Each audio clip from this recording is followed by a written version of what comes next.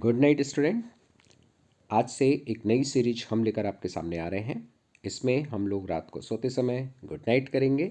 2-5 minute का video होगा जिसमें नीट से रिलेटेड किसी कॉन्सेप्ट को हम लोग लेंगे और उस कॉन्सेप्ट पर विचार करेंगे।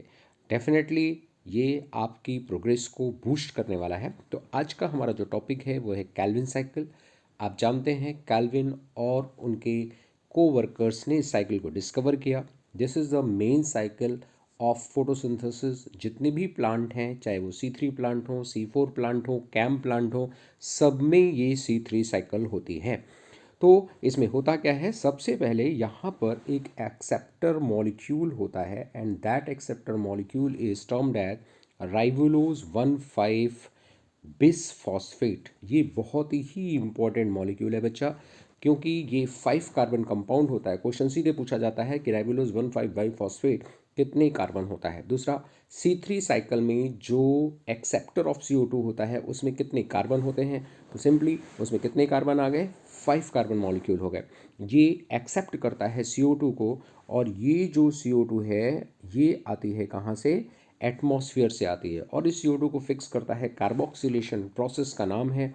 और इस कार्बोक्सिलेशन को करने के लिए जो यहाँ पर सबसे इम्पोर्टेंट एंजाइम है, आप जानते हैं उस एंजाइम का नाम है Rubisco. Yes, राइबोलोज bisphosphate carboxylase oxygenase. ये कार्बोक्सिलेशन भी करता है और ऑक्सीजनेशन भी करता है, क्योंकि इसके साथ इसको ऑक्सीजन के साथ भी इसकी एफिनिटी होती है और CO2 के साथ भी एफिनिटी होती है। तो जब CO2 कंसनट्रेशन ज़्यादा होती है ये कार्बोक्सिलेशन करता है, और जब भी ये कार्बोक्सिलेशन करेगा तो फिक्सेशन ऑफ CO2 होगा। लेकिन जब ऑक्सीजन ज़्यादा हो जाएगी, हाई लाइट इंटेंसिटी हो जाएगी, उस समय ये ऑक्सीजनेज जैसी एक्टिविटी करेगा और तब फोटो रेस्पिरेशन हो जाएगा। तो this is a very very important enzyme. इसके कारण जो फिक्सेशन प्रोडक्ट आता है अपना, दैट इज़ द 3-फॉस्फोग्लिसरिक एसिड। और ये जो 3-फॉस्फोग्लिसराइड है, आप जानते हैं 3C कंपाउंड है। इस 3C कंपाउंड होने के कारण इस साइकिल को C3 साइकिल भी कहा जाता है। अब इसके आगे का, अच्छा एक और इम्पॉर्टेंट पॉइंट, ये जो रुबिस्को की प्रेजेंस में कार्बोक्सिलेशन होता है, this is the most crucial step of this cycle. Very important question, ये भी क्वेश्चन आपसे पूछा जा सकता है। इसके बाद नंबर 2 पर आता है रिडक्शन। और रिडक्शन के लिए 2 चीज़ों की ज़रूरत है इस स्टेप में। हालांकि NCERT ने इसे रिडक्शन स्टेप में सिंगल स्टेप रिएक्शन ही दिखाया है, पर आप जानते हैं यहाँ पर 2 चीज़ें हैं। कौन कौन सी 2 चीज़ें हैं, जब हम उन 2 चीज़ों की चर्चा करेंगे तो एक तो है ATP। ATP किस लिए चाहिए होता है, तो ATP हमको चाहिए होता है फॉस्फोराइलेशन के लिए, और NADPH किस लिए चाहिए होता है, रिडक्शन के लिए। तो ATP फॉस्फोराइलेशन के लिए और NADPH रिडक्शन के लिए चाहिए होता है। ये इंपॉर्टेंट स्टेप है, और इस स्टेप के कारण जो प्रोडक्ट बनकर आता है that is the trios phosphate. तो ट्राइयोस फॉस्फेट बनाने के लिए अगर हम एक फॉस्फोग्लिसरेट लेते हैं तो हमें 1 ATP और 1 NADPH चाहिए। लेकिन चूंकि राइबोलोज 1,5 बाइफॉस्फेट से CO2 मिली है, तो 2 मॉलिक्यूल 3-फॉस्फोग्लिसरेट के बनते हैं। इसलिए इस स्टेप में जो रिक्वायरमेंट होती है वो हमारी हो जाती है 2 ATP की रिक्वायरमेंट हो जाती है ना।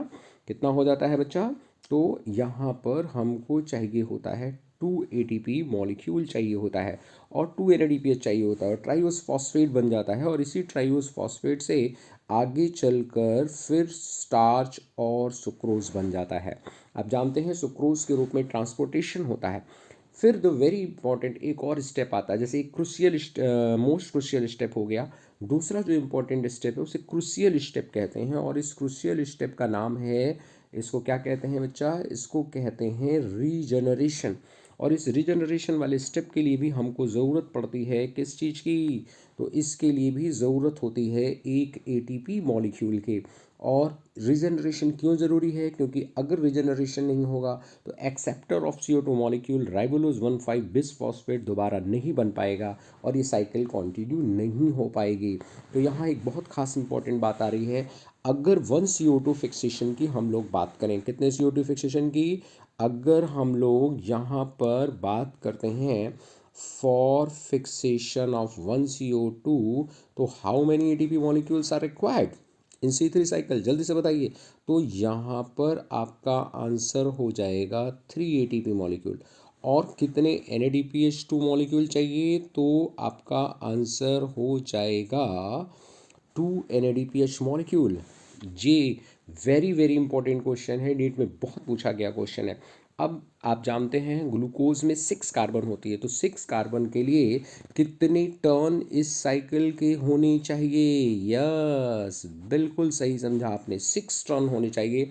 और अगर हम 6 टर्न की बात करेंगे तो एक ग्लूकोज मॉलिक्यूल बनाने के लिए कितने ATP और कितने NADPH2 चाहिए फॉर 6 टर्न?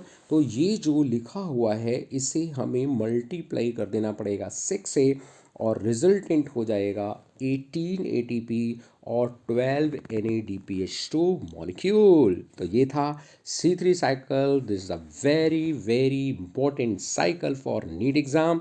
ऐसे ही वीडियोस के लिए इस चैनल पर बने रहिए। आप इस चैनल पर नए हैं तो चैनल को सब्सक्राइब करिए, शेयर करिए, और नीट के अंदर 360 मार्क्स इन बायोलॉजी लाने की पूरी पूरी कोशिश करिए। ऑल द बेस्ट बच्चा।